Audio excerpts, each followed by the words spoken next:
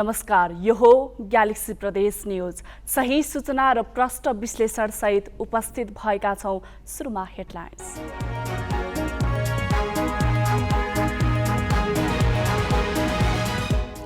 सत्तारूढ र प्रमुख प्रतिपक्षी दलको आग्रहमा प्रदेश 1 को प्रदेशसभा बैठक सूचना टाँसेर स्थगित। मुख्यमन्त्री आचार्यको पद 1 हप्ता थमौती।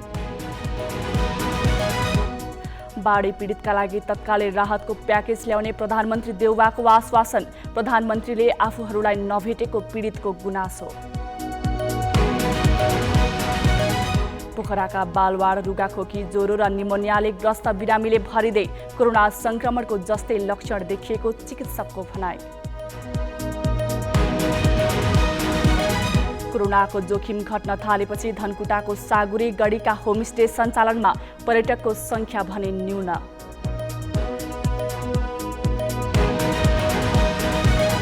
र महोत्तरीको मनोरा सिसवा नगरपालिका वडा नम्बर 10 मा चुनाव भएको 4 वर्षपछि नतिजा। स्वतन्त्र उम्मेद्वार रमेश कुमार राय 2 मतले विजयी।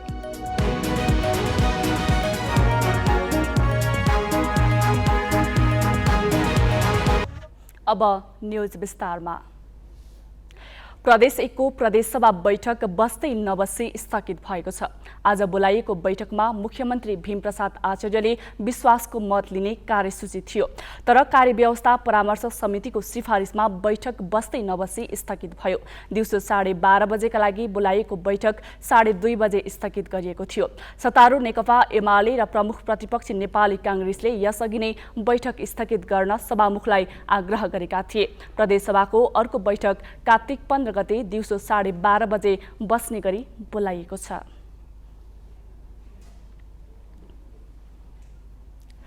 प्रधानमन्त्री शेरबहादुर देउवाले बाढी पहिरो पीडितका लागि तत्कालै राहतको प्याकेज ल्याउने आश्वासन दिएका छन्। बाढी र पहिरोबाट प्रभावितको अवस्था बुझ्न प्रदेश 1 पुगेका प्रधानमन्त्री देउवाले आज सुनसरी पुगेर यस्तो आश्वासन दिएका हुन्। त्यस्तै परिवारका मान्छेलाई पहिरोबाट घर खत्म भएकाहरूलाई के रिलिफको प्याकेज हामीले घोषणा गरेका छौँ। अब हामी सम्पूर्ण देशको चाहिँ एउटा जो चाहिँ यहाँका चाहिँ सुरक्षा निकायहरू लगायत सबैले दिएको रिपोर्टको आधारमा चाहिँ हामीहरू काठमाडौँ गएर निर्णय गर्नेछौँ। बिहानै हेलिकप्टर मार्फत जम्बो टोली लिएर सुनसरी पुगेका देउवाले त्यहाँ वास्तविक पीडितलाई नभेटी सुनसरीका प्रमुख जिल्ला अधिकारी र प्रदेशका मुख्य सचिवबाट क्षतिको अवस्था बुझेका थिए।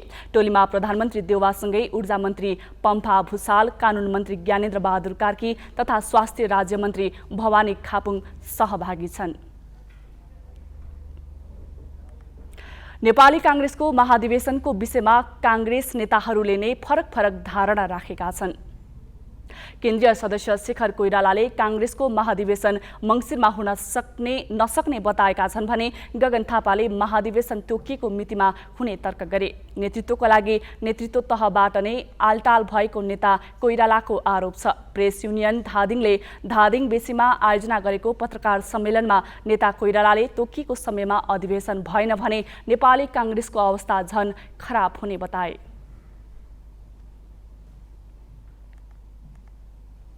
हामी प्रेसर गर्ने हो निर्वाचन माने अधिवेशन हुनलाई, निर्वाचन हुनु अधिवेशन हुनलाई प्रेसर गर्ने हो, तर ओडाको अधिवेशन नै भएको छैन, कसरी हुन्छ? अर्को कार्यक्रममा नेता गगन थापाले कांग्रेसको महाधिवेशन मङ्सिर 9 गते हुने बताए। अधिवेशन नहोला कि पहिला चुनाव होला कि भन्ने खालको कुनै पनि अलमलमा साथीहरू नरहिन। यो अलमलमा नेताहरू अलमलमा हुनुहुन्न, अभिव्यक्तिले त अलमलाइदिएको छ। त्यसो नअलमलिएको नेताहरूको अभिव्यक्तिले नअलमलिदिन म सबै साथीहरूलाई आग्रह गर्न चाहन्छु। कांग्रेसको 13औं महाधिवेशनबाट निर्वाचित कार्य समितिले निर्वाचनमा दल दर्ता गर्नै नपाइने भएकाले पनि 14औं महाधिवेशन अघि देशमा कुनै निर्वाचनको सम्भावना नरहेको उनले प्रश्न पारे। आज मात्रै जनकपुर पुगेका कांग्रेस नेता प्रकाशमान सिंहले महाधिवेशन पटक सार्न नमिल्ने बताएका थिए।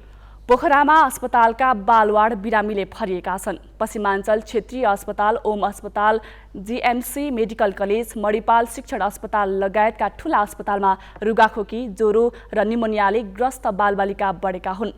बालबालिकामा कोरोना संक्रमणको जस्तै लक्षण देखिए पनि परीक्षणमा भने कोरोना नेगेटिभ देखिने गरेको छ। चिकित्सकले अस्पताल आउने अधिकांश बालबालिकामा भाइरसका कारण फोक्सोमा समस्या देखिएको बताएका छन्। श्वास प्रश्वासमा गम्भीर समस्या देखिएका बालबालिकालाई अक्सिजन दिएर राखिएको छ। बालबालिकामा कोरोनाको जस्तै लक्षण देखिए पनि परीक्षणमा नेगेटिभ देखिने गरेको छ। 81 फोक्सोको समस्या देखिएको र अक्सिजन दिएर राख्नुपर्ने अवस्थाले अभिभावक चिन्तित बनेका छन्।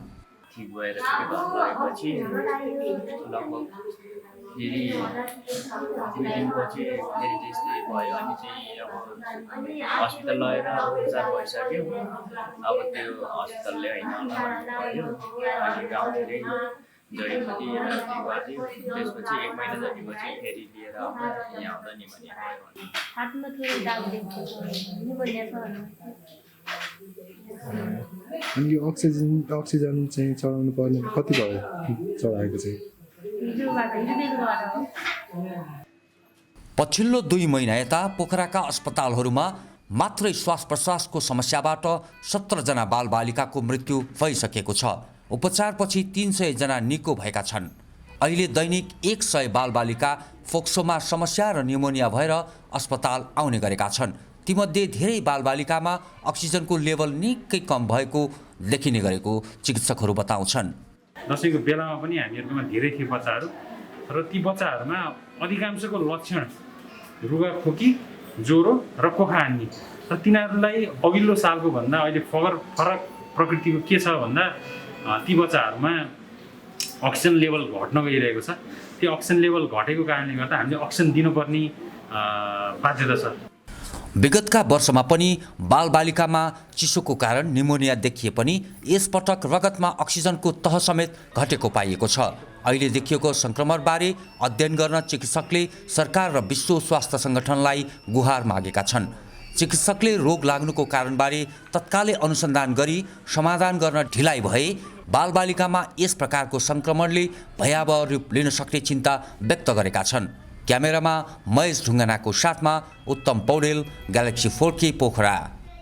कोरोनाका कारण सबैभन्दा बढी पर्यटन क्षेत्र मर्कामा पर्यो। त्यसमा पनि महामारीको शिकार होमस्टे बन्यो।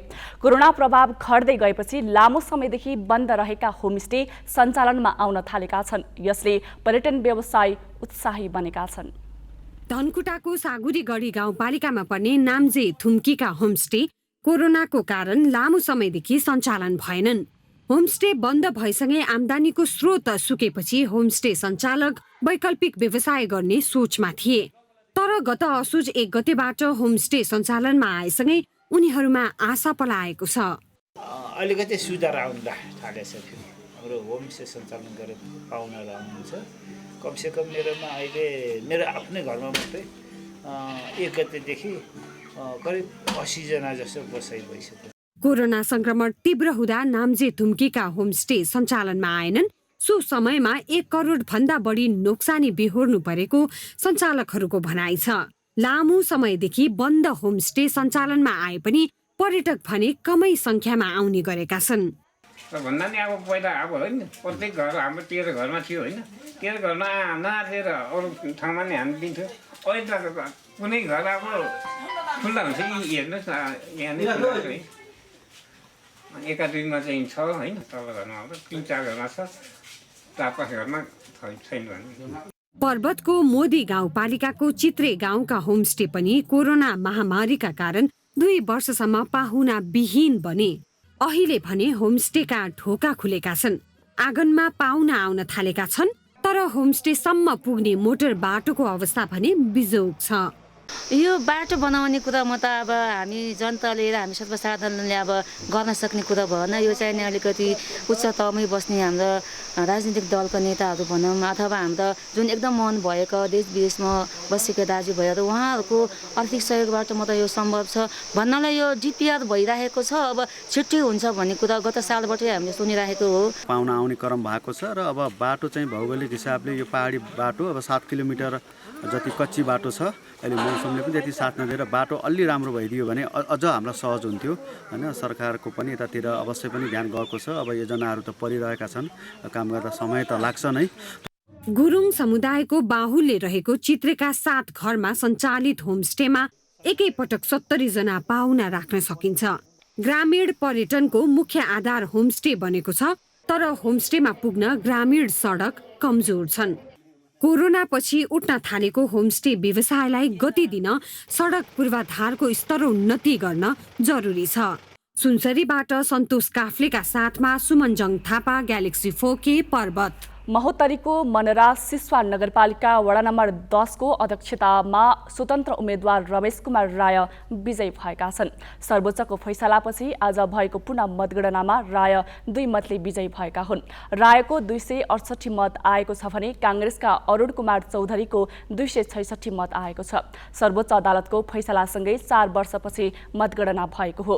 2074 असोज 2 गते भएको स्थानीय तहको निर्वाचनको 8 गते नतिजा आएको थियो, जसमा स्वतन्त्रबाट उम्मेदवारी दिएका राय र नेपाली कांग्रेसका चौधरीले समान 267 मत ल्याएका थिए।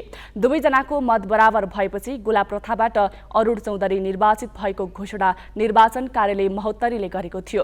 त्यसबेला निर्वाचन अधिकृत आमबहादुर बानियाले बदर मत मध्येबाट 3 मत चौधरीको पक्षमा पारेको भन्दै रमेश रायले अदालतमा मुद्दा दिएका थिए।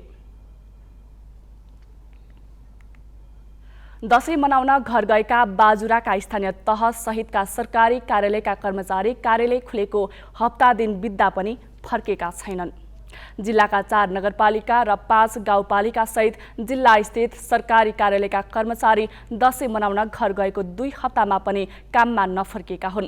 कर्मचारी नफर्किएपछि कार्यालयका दैनिक कामकाज प्रभावित भएका छन् भने सेवाग्राही पनि मर्कामा परेका छन्।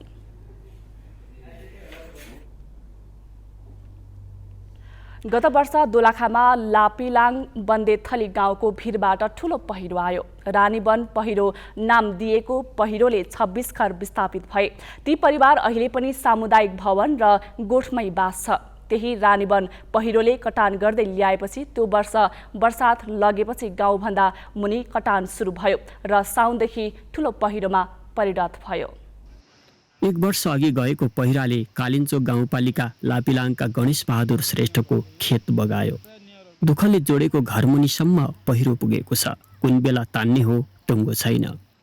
पोर्टेमाथि एउटा पहिरो मताएर चाहिँ यसपालि चाहिँ यो सबै जमिनहरू चाहिँ लगभग 200-300 रोपानी जग्गाहरू चाहिँ यहाँको खेती भएको छ र यहाँ 4टा घर पनि बगाइरहेको छ। गणेश बहादुर त प्रतिनिधि उदाहरण मात्रै हुन्। उनको घरसँगैका 4 घर त पहिरोमै मिले। उनीहरूको जग्गा जमिन नै पहिरोले सोहोरेपछि गाउँबाट उठीबासै लागेको छ। हिउँद लाग्यो तर पहिरो निरन्तर ओहिरिरहेको छ। गत वर्षको असारदेखि झरेको पहिरो फैलिँदै गएपछि लापिलाङका बस्तीहरू उच्च जोखिममा छन्। यो पनि त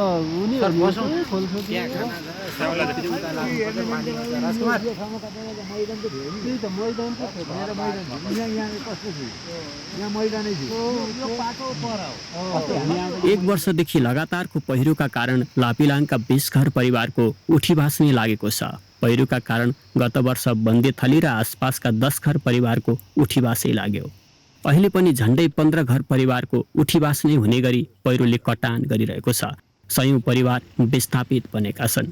रानीवनबाट झरेको पहिरो अहिले सिस्नेबारी, मैदान, काँडाबारी, बन्देथली हुँदै सिलाथारेसम्मका बस्तीहरूमा पुगिसकेको छ।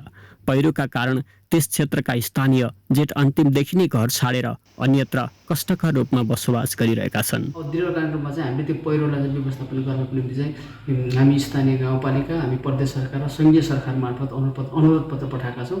हामी त्यो जुन अध्ययन भएको छ माथिल्लो तहबाट, निकायबाट, त्यो अध्ययनपछि चाहिँ हामीले त्यसलाई चाहिँ एउटा चाहिँ निकास गरेर त्यसलाई यो आउँदो हिउँदो महिनामा हामीले त्यसले व्यवस्थापन गर्न रसिरहेका छौँ। कालिन्चोक गाउँपालिकाका अध्यक्ष बिन कुमार थामी र जिल्ला समन्वय समिति दोलखाका प्रमुख डबल पाण्डे सोही गाउँवासी हुन्। पहिरो पीडितका लागि राहत लिएर आउने धेरै छन्। त्यसलाई नै भोटको राजनीति गर्न खोजेको स्थानीय बताउँछन्। 1 वर्षदेखि गाउँको तलबाट र माथि दुवैतिरबाट पहिरो आइरहेको छ। तर पहिरो नियन्त्रण, गाउँको सुरक्षा र पीडितको स्थानान्तरण बसोबासका लागि आश्वासन बाहेक कसैले केही नगरेको स्थानीयको गुनासो छ। दिलबहादुर केसी, ग्यालेक्सी फोके, दोलखा। खोटाङ सदरमुकाम दिक्तेलमा भुस्या कुकुरले आतंक नै फैलाएको छ। बजारमा भुस्या कुकुरले पैदल यात्रुलाई जथाभावी टोक्दै हिँड्न थालेपछि त्रास बढेको हो। शनिबार एकै दिन 15 जनालाई भुस्या कुकुरले टोकेको छ। अरू समयमा समेत कुकुरको टोकाइबाट दैनिक 4-5 जना रेबिसको उपचारमा आउने गरेको जिल्ला अस्पतालले जनाएको छ।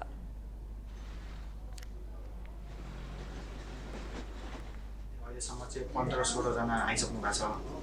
15-16 जनामा चाहिँ धेरै जसो हाम्रो चाहिँ के भन्छ तपाईँको अस्पताल चोक केही मान्छेहरू हुन्छ र 1-2 जना चाहिँ हाम्रो अस्पताल मेन धेरै जसो चाहिँ हाम्रो के भन्छ बजारकै मान्छेहरू हुन्छ। 1-2 जना चाहिँ अस्पताल चोकको हुन्छ।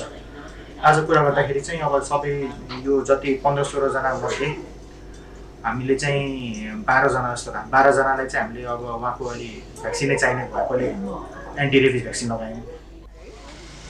बजारको क्षेत्रमा मात्रै नभई गाउँमा समेत कुकुर आतंक फैलिएको छ। सामान्य प्रकृतिका बिरामीलाई जिल्लामै रेबिज विरुद्धको खोप दिने गरिएको र जटिल प्रकृतिका बिरामीलाई धरान र काठमाडौँ पठाउने गरिएको अस्पतालको भनाइ छ।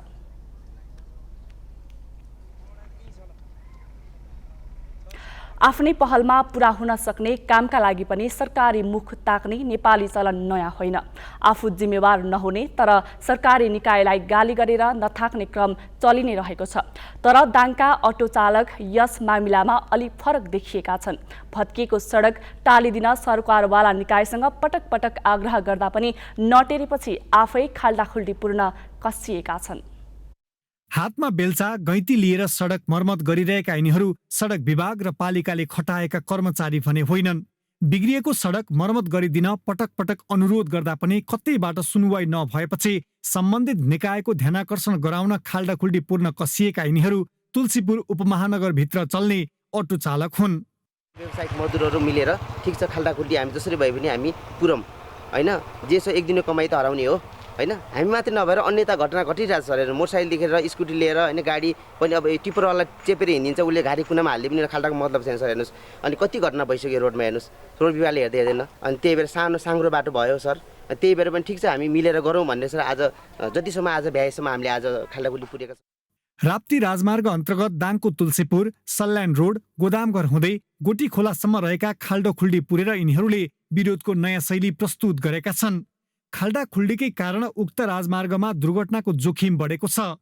लामो समयदेखि यस सडक खण्डको स्तरोन्नति हुन सकेको छैन। कारण साँगुरो बाटोमाथि खाल्डाखुल्डीले सबैभन्दा बढी जोखिममा अटो चालक परेका छन्। यिनीहरूले जोखिम कम गर्न दैनिक अटो चलाएर जीविका चलाउँदै आएका 25 अटो चालकले एक दिनको आम्दानी गुमाएरै खाल्डा पुर्ने काम गरिरहेका हुन्। हाम्रो साथीहरू अटो चालकहरू लगभग हामी 17-18-20 जना टोली थियौँ। खाल्डाको समस्यादेखि धेरै एक्सिडेन्ट भयो। अब माताकोटीमा 2टा बाइकहरू एक्सिडेन्ट भयो अनि धेरै दुर्घटना भएको हुनाले मैले आफै अब खाल्डो पनि भयो, धेरै एक्सिडेन्ट हुने भयो, साथीहरूलाई पनि भयो, डर भयो होइन। ठुलो गाडीले पनि च्याप्ने भयो। त्यसैले कारणले गर्दामा यो खाल्डो पूर्ण लागेको मैले बिहानैदेखि। केही भएन, हामी अटो व्यवसाय सबै साथीभाइलाई त्यहाँ चाहिँ सल्लाह गऱ्यौँ हिजो अस्ति। अनि त्यही सल्लाह गरेर त्यहाँ चाहिँ के छ र एक दिन त हो भनेर सबै हामी बिहानबाट लाग्यौँ। कोही साथीहरूले अलिकति चलाउनु भयो, फेरि आउनु भयो।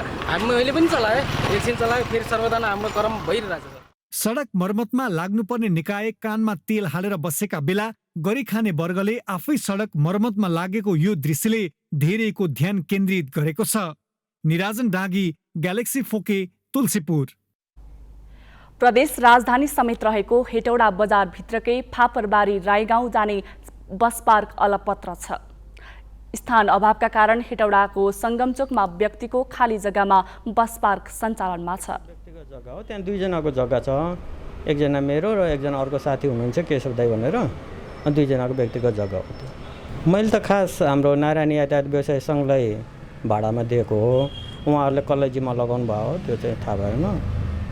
सम्पूर्ण रेखदेख त्यहाँको सरसफाइ उहाँहरूकै जिम्मा हो। 8 वर्षको एग्रिमेन्ट छ, 7 वर्ष पुरा भइसक्यो।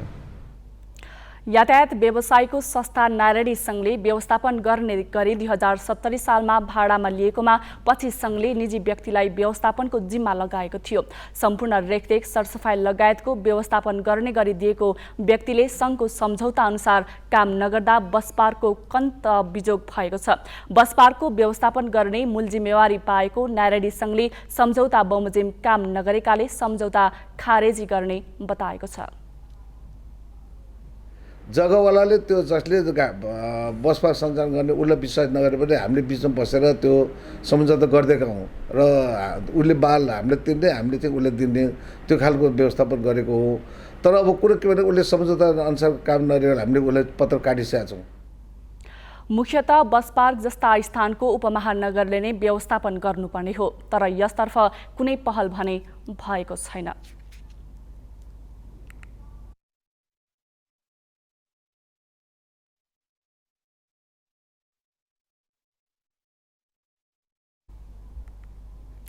परम्परागत आरण पेसा अहिले बिस्तारै व्यावसायिक बन्न थालेको छ।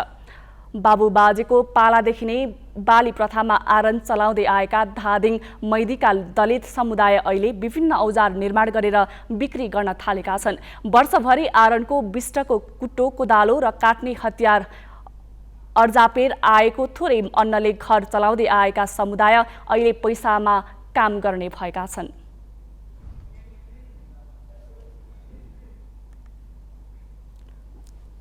अनि अब जति मकै भाग पाइयो, धानको बाली पाइन्छ। परम्परागत प्रथा छाडेर ज्यालामा कृषि औजारका सामान बनाएर बिक्री गर्ने र बिष्टकै काम गर्दा पनि ज्याला लिने चलन सुरु गरेपछि उनीहरूलाई परिवार पाल्न पनि सहज हुन थालेको छ। मुगुमा हिमपहिरोमा परि एकजनाको मृत्यु भएको छ। मुगम कर्मारोङ गाउँपालिकाका छिरिङ लामाको मृत्यु भएको प्रहरीले जनाएको छ। गत कार्तिक 2 गते लामासहित 7 जनाको टोली तिते कटुकी नामको जडीबुटी टिप्न जंगल गएका थिए। जडीबुटी टिपेर घर फर्किने क्रममा हिमपहिरोमा परि लामाको घटनास्थलमै मृत्यु भएको हो। उनीसँगै गएका कारमा सुन्डा लामा घाइते भएका छन्। घाइते लामाको जिल्ला अस्पताल हुम्लामा उपचार भइरहेको छ। ग्यालेक्सी प्रदेश न्यूज सक्नु अघि हेडलाइन्स।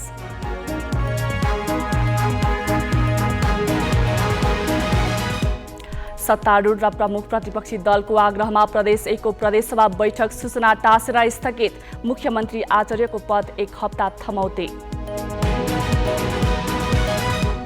बाढी पीडितका लागि तत्कालीन राहतको प्याकेज ल्याउने प्रधानमन्त्री देउवाको आश्वासन। प्रधानमन्त्रीले आफूहरूलाई नभेटेको पीडितको गुनासो। पोखराका बालवाड रुगाखोकी, ज्वरो र निमोनियाले ग्रस्त बिरामीले भरिँदै। कोरोना संक्रमण जस्तै लक्षण देखिएको चिकित्सकको भनाइ। कोरोनाको जोखिम घट्न थालेपछि धनकुटाको सागुरे गढीका होमस्टे सञ्चालनमा पर्यटकको संख्या भने न्यून।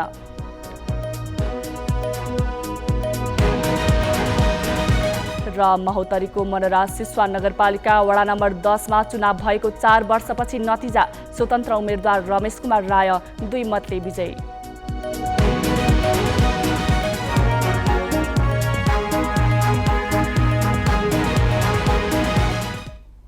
ग्यालेक्सी प्रदेश न्यूज अहिलेलाई सकियो। अब राति 8 बजे न्यूज आवर लिएर उपस्थित हुनेछौँ। नमस्ते।